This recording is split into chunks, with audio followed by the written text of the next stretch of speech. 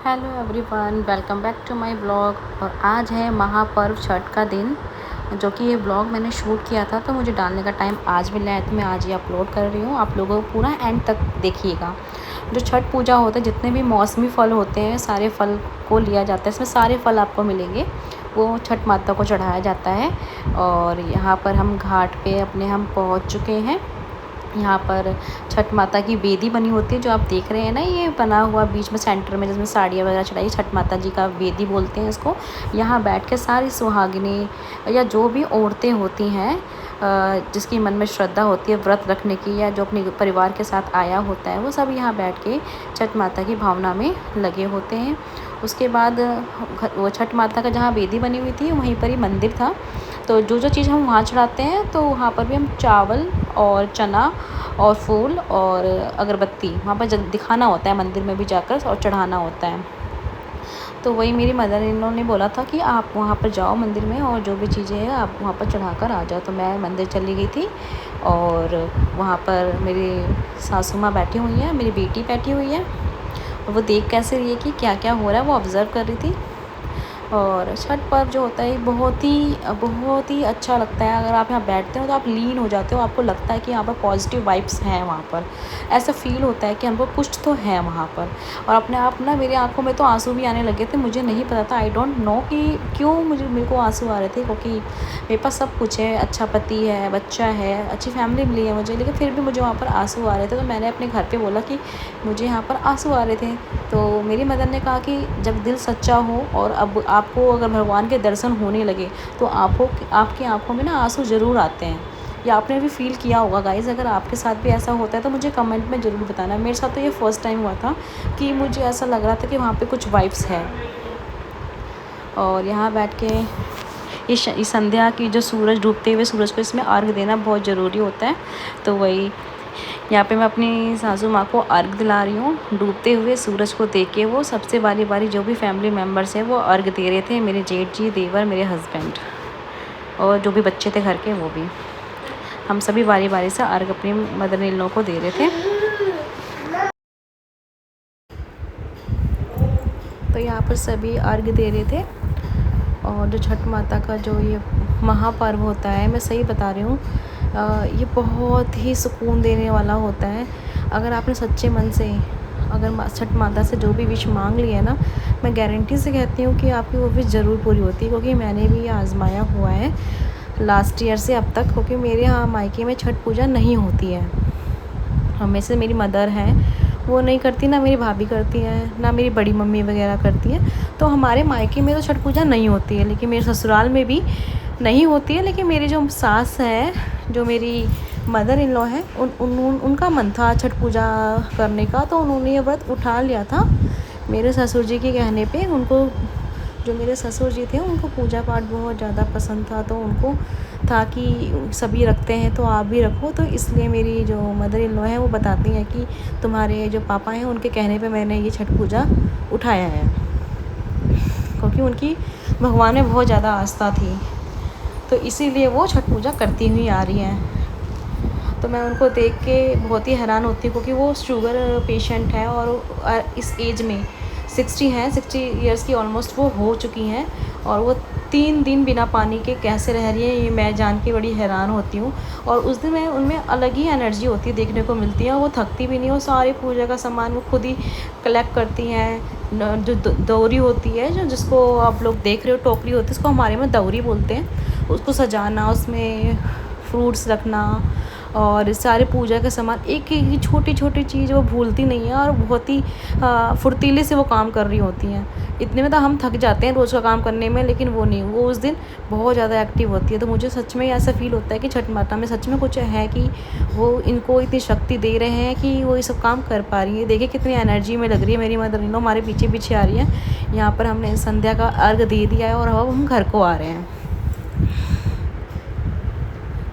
और जो भी मेरे व्यूवर हैं, जो भी ये देख रहे हैं, जहाँ से भी देख रहे हैं, मैं उनके लिए प्रे करूँगी कि छठ माता उनकी सारी विशेस पूरी कर दे इस साल। वो जो चाहते हैं वो उनका पूरा हो जाए। तो आप भी जहाँ से इस वीडियो को देख रहे हो तो मन में कोई विश हो तो ज़रूर मांग लीजिएगा और छठ माता को दूर से नमस्कार कर लीजिएगा, आपकी विश ज़रूर पूरी होगी। अगर आपकी विश पूरी होती है 1 साल बाद, 2 महीने बाद, 3 महीने बाद, तो कमेंट में ज़रूर यहाँ लिख के जाना कि मैंने हाँ विश मांगी थी और हमारी विश पूरी हो गई है। तो ये देखिए हम घर पे आ गए। जो ये कलश है, ये जो दिया जलाया है 24 घंटे जलता है, मतलब टिल द मॉर्निंग तक, जब तक आपने अभी ये इसको लाइटिंग देख रहे हो करते हुए रखा हुआ है साइड में, और ये मॉर्निंग तक ऐसे ही जलता रहेगा। और यहाँ पर जो मेरी मदर इन लॉ है, आज रात में नीचे बिछा कर यहीं सोएंगी, इसके पास ही जो ये कलश है मैंने जलाया हुआ है। और यहाँ मैं बैठ के उनके जो मॉर्निंग है, हमारी मॉर्निंग में फिर अलग दौरी जाती है, उसको सजा रही थी। अब जो हम दौरी अभी लेकर आए हैं उसको साइड में रख देंगे, और जो अब नई दौरी है उसको सजाएंगे। उसमें नए फ्रूट्स, नई चीज़ें, नई माला, सब कुछ वैसे ही अरेंज की जाएगी। तो मैं अरेंज करके रख दे रही हूँ ताकि मॉर्निंग में कोई दिक्कत ना, क्योंकि मॉर्निंग में हमें अर्ली मॉर्निंग ही उठ के जाना पड़ेगा। सूर्य जैसे ही निकलेंगे, सूर्योदय होगा, उनको जल देना है। यहाँ मेरी बेटी है, वो बहुत ही एक्साइटेड थी, वो भी देख के उसको जानने की बहुत इच्छा होती है कि जय जय जय हो रही है यहाँ पर, तो उसको मैं देख लूँ क्या, टच कर लूँ क्या। तो लेकिन यही है कि बच्चों से बहुत दूर रखा जाता है ताकि कुछ भी अशुद्ध ना हो जाए, कुछ भी झूठा ना कर दें वो, तो उनको थोड़ा देखभाल हमें करना होता है।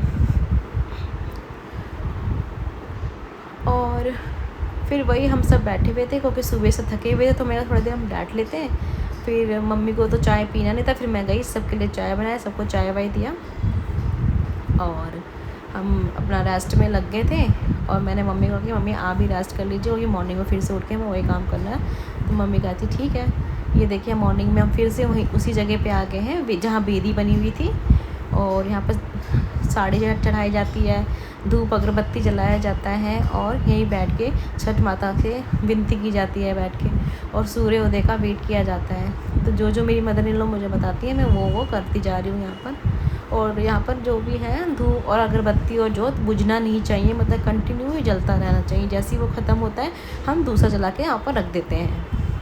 और वहाँ पर जो छठ माता के जो गीत होते हैं ना, सच बता रही हूँ मैं, जो नॉन यूपी के होंगे या जो छठ पूजा नहीं भी करते होंगे ना, तो उनको भी वो सॉन्ग बहुत अच्छे लगते होंगे, क्योंकि उसमें खुद ही एक आस्था और भावना है जिसको सुन के आपको खुद ही बहुत ही अच्छा फील होता है। और गाने मुझे बहुत छठ के अच्छे थे, वहाँ गाने इतने लाउड चल रहे थे कि सभी भक्ति में लीन थी, जिसका मन इधर उधर भटक ही नहीं सकता। सब छठ माता की पूजा में यहाँ पर लगे हुए थे। यहाँ पर मैं सिंदूर लगा रही, जो सिंदूर विधि पर लगाया जाता है वो अपनी मांग में भी लगाया जाता है, तो मैं वहाँ पर वही कर रही हूँ।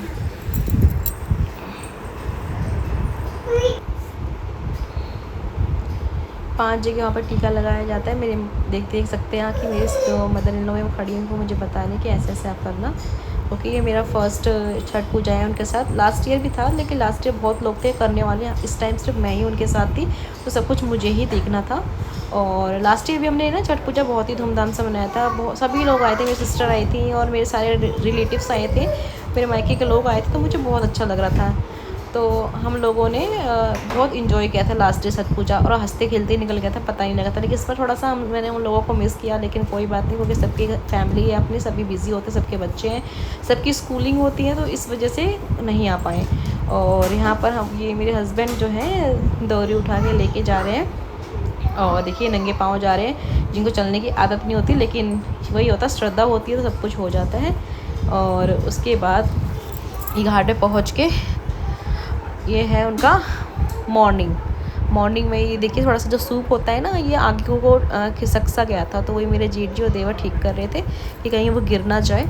उसके बाद हम मॉर्निंग का व्यू देखिएगा गाइस, आपको बहुत ही स्पिरिचुअल लगेगा एंड बहुत ही पीस एंड सुकून देने वाला ये होता है। दिए कि लोगों देखो इतनी शांति दे रही थी, यहाँ पर आप बैठ जाओगे ना, मैं सही बता रही हूँ, मैं बस बोल रही हूँ, बट आप यहाँ बैठोगे तो आपको वो खुद जो मैं बोल रही हूँ वो फील कर पाओगे। काश आप लोग भी छठ पूजा के भागीदारी बनो, कभी भी आपकी छठ पूजा आसपास होती है तो आप एक बार वहाँ पर जाके देखना और बैठ के देखना, तब आपको मेरी सारी कही बातें याद आएंगी कि हाँ वो जो कह रही थी बिल्कुल सही कह रही थी। यहाँ पर मैं बैठी हुई हूँ। और सुबह के थोड़ा कोज़ी सा मौसम होता है, उठने का मन नहीं करता है, लेकिन क्या करें, इसमें यही होता है कि अर्ली मॉर्निंग में आपको उठना ही पड़ता। तो मैं 3 बजे उठ के नहा वहा के तैयार होके नीचे आ गई थी। फिर हम यहाँ बैठे हुए थे, यहाँ पर हल्की हल्की सी ठंड लग रही थी और हवा चल रही थी, और पीछे मंदिर है, लोग सारे बैठे थे और लाउड म्यूज़िक चल रहा था, तो नींद सारी गायब हो चुकी थी हमारी। और हम लोग बस वेट कर रहे थे कब सूरज उदय हो और उनको अर्घ दें। और मेरी सासू माँ का 3 दिन का जो तपस्या उन्होंने करी है इस व्रत में, मैं तो यही चाहूँगी कि जो जो उनके मन में विश होगी माता रानी उनको ज़रूर देना, क्योंकि उन्होंने इतने आस्था से इस व्रत को किया है, इतने एनर्जी के साथ। मेरी मदर इन लोग का ऑपरेशन भी होने वाला है आँखों का। हमने कहा भी कि आप अब मत करिए पूजा, लेकिन उन्होंने कहा नहीं मैं ये करूँगी, मैं करती आ रही हूँ, जब तक मेरे शरीर में जान है मैं ये व्रत करूँगी। तो उनकी ज़िद के आगे हम लोगों ने फिर कहा ठीक है आप कर लीजिए, क्योंकि वो कहती हैं कि मेरे को करना अच्छा लगता है। यहाँ पे देखिए सूर्योदय जिसका हमको वेट था वो हो चुके हैं, और यहाँ पे सारी लेडीज़ जो हैं अपने सूप लेके, फ्रूट्स लेके, दिया जला के उसमें खड़े हैं। और सब सुबह सुबह दूध के से अर्घ दिया जाता है, रात में पानी से, मतलब शाम को पानी से अर्घ देते हैं और मॉर्निंग में दूध से देते हैं। और यही नहीं कि जो घर के लोग ये अर्घ देते हैं, जो पड़ोसी होते हैं वो भी दे सकते हैं। जितनी भी औरतें खड़ी हो एक दूसरे के सूप पे, उनके घर वाले एक दूसरे के घर पे जो लेडीज़ खड़ी हैं उनको अर्घ देने में लगे हुए थे। तो बारी बारी से हम बहुत अच्छा लगता है ये सब करना और आशीर्वाद लेना, स्पेशली कि सभी को ही होता है कि माता रानी उनको ब्लेसिंग्स दें और जो भी उनके मन में विशेष हैं वो सबको पूरी करें। यहाँ पर फिर बारी आती है सिंदूर लगाने की। जब ये पूजा हो जाती है तो जितनी भी सुहागनी आपको दिखेंगी वहाँ पर, जिसको चाहे आप जानते हो चाहे ना जानते हो, लेकिन जो भी उस मंदिर में होगा आपको वहाँ पर सिंदूर लगाया जाता है। और ये देखिए सिंदूर लगाया जा रहा है नाक से। पहले मुझे बड़ा अजीब लगता था, मैं लोगों को देखती थी, क्योंकि हमारे यहाँ लगता नहीं है ये, मतलब ऐसे नाक से ना, ये बिहार में होता है। लेकिन अब ये होता है कि ना बिहार के लोग यही छठ पूजा करते हैं, लेकिन छठ इतनी स्पीडली से हर जगह फैल चुका है कि भाई सबको ही करना है। और हमारे यूपी तक भी आ चुका है। हम बनारस से बिलोंग करते हैं, तो हमारे यहाँ भी मोस्टली लोग करने लगे हैं छठ पूजा को, और नाक से सिंदूर भी एक दूसरे को दिख के लगाने लगे। और मुझे भी फिर अच्छा लगने लगा धीरे धीरे ना। जब मेरी शादी हुई तो मुझे भी थोड़ा अजीब लगता था जब लोग लगाते थे, लेकिन अब मैं खुद से कहती हूँ कि यार ये मेरे को भी सिंदूर लगा दो। और मुझे नोज़ से ही लगाना है सिंदूर, मुझे बहुत पसंद है सिंदूर लगाना है ऐसे। और ये नारंगी कलर ना लगाने के बाद चेहरा ऐसा खिला सा लगता है ना, आप बहुत ज़्यादा ब्यूटीफुल लगते हो। तो यहाँ पर फिर जिस लेडी ने मुझे सिंदूर लगाया फिर मैंने उसको भी लगाया। फिर मैंने उससे पूछ लिया कि भाई तेरे को नाक से लगाना है या ऐसे ही लगा दूँ, तो उसने कहा कि नहीं मुझे आप नाक से ही लगाइए। तो मैंने उसको सीधे नाक से लगाते हुए 5 बार उसको लगाया सिंदूर। फिर वहाँ पर बूढ़ी और देखिए कितनी बूढ़ी सी औरतें, ये खुद आई थी मेरे पास कि प्लीज़ मुझे सिंदूर लगा दीजिए आप। तो मैंने कहा कि मेरा सौभाग्य है कि मैं सिंदूर ऐसे माँ गौरी का प्रसाद आपको दे पा रही हूँ। तो उनको मैंने लगाया, फिर उन्होंने मुझे लगाया। एक लेडी फिर आई थी, उसने भी फिर मेरे से लगवाया सिंदूर। फिर उसने मेरे पैर छुए, क्योंकि मुझसे वो छोटी थी, इसलिए एक दूसरे से जो छोटे होते हैं वो पैर छूते हैं और जो बड़े होते हैं वो आशीर्वाद देते हैं, ये इसका वो नियम होता है। तो और जब सुबह अर्घ दे देते हैं ना, तो लोग अपने आप ही आते हैं कि हमारे झोले में प्लीज़ प्रसाद ये दे दीजिए, खुद मांग के जाते हैं वो प्रसाद। और वो प्रसाद खाना अपने आप में ही बहुत ही भाग्यशाली होता है कि जो उसको प्रसाद ये मिल पाता है। जो उसमें एक चना और चावल होता है ना, अगर वो आपको प्रसाद मिल गया तो समझिए आप क्या बहुत ही लकी हैं आपको, कि वो मेन प्रसाद होता है। उसके बाद आता है ठेकुआ जो कि हमने इस साल बनाया नहीं, बिकॉज हमारे इनके जो मेरे हस्बैंड के बड़े पापा है वो एक्सपायर हो गए थे फ़ैब में। तो हमारे यहाँ ऐसा होता है ना, कढ़ाई नहीं चढ़ाई जाती, मतलब शुभ काम पे कढ़ाई नहीं चढ़ाई जाएगी। और बोला गया है कि छठ पूजा में आपको कढ़ाई नहीं चढ़ानी है और ये ठेकुआ का प्रसाद नहीं बनाना, बस आप फ्रूट से ये पूजा कर सकते हो। तो इसलिए हमने वो अवॉइड किया इस बार। लेकिन हमने ठेकुआ को बहुत मिस किया, क्योंकि मेन तो प्रसाद तो मुझे वही लगता है और मैं उसको खाने के लिए बहुत ही पागल रहती हूँ, बहुत पसंद है मुझे। और ये देखिए हम अपने घर को आ गए। Bye bye guys.